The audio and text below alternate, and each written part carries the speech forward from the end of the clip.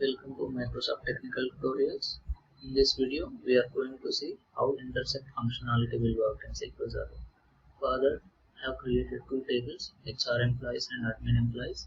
In that, I have data. Yes, we will see by using this what data is available in that table. So, in the HR employees table, I have three records 1, 5, 3, and in admin employees table, I have three records Kiran, Lakshmi, and Anil.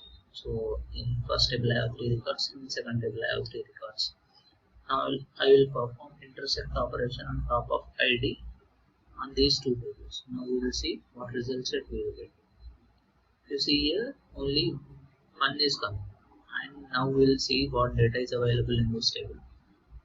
And in this, in ID only one is common, that is the reason it is giving only one. So intersect functionality is nothing but whatever is common in between the two tables, that results that it will. Now we will see how it will give if I mention ID and name between these two tables. If you see here, nothing is common. Here 4, 1, 2, 1, 5, 3. Only one ID is matching. And for one here I have name as Anil, and here for one I have Lakshmi. So it should not give any result set. I am writing the query over here. I am selecting ID comma name from the first table and ID comma admin name from the second table. If we execute, nothing was displayed. That means nothing is in common between these two tables. We can use intersect and union and accept all these operations combined. So whenever I am using these three, how it will execute? Just we will check it out. You see here, it is giving it as 1, 3, 5. So how it is executing first? First it will execute the intersect and then it will go to the union. For example, if you see the first one, ID HR employees from admin employees, from this it will give only one record will come, and then I am performing union with the HR employees table. In HR employees table I have three records.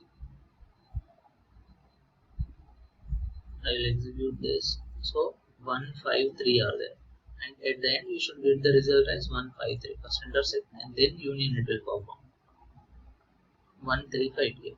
But whenever you are writing intersect again, so order doesn't matter. So it can execute in any order.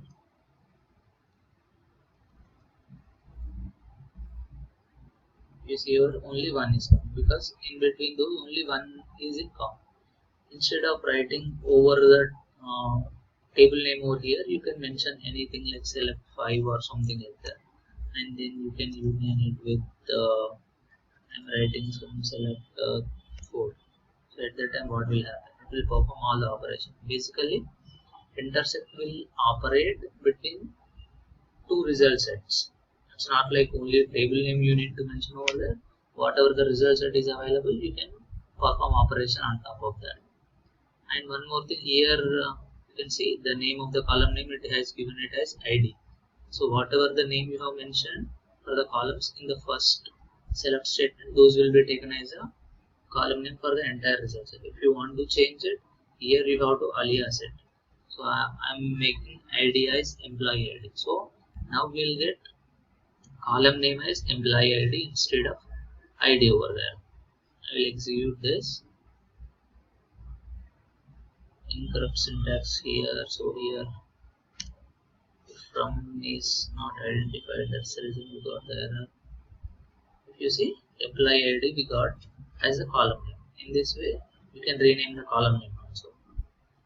Happy learning.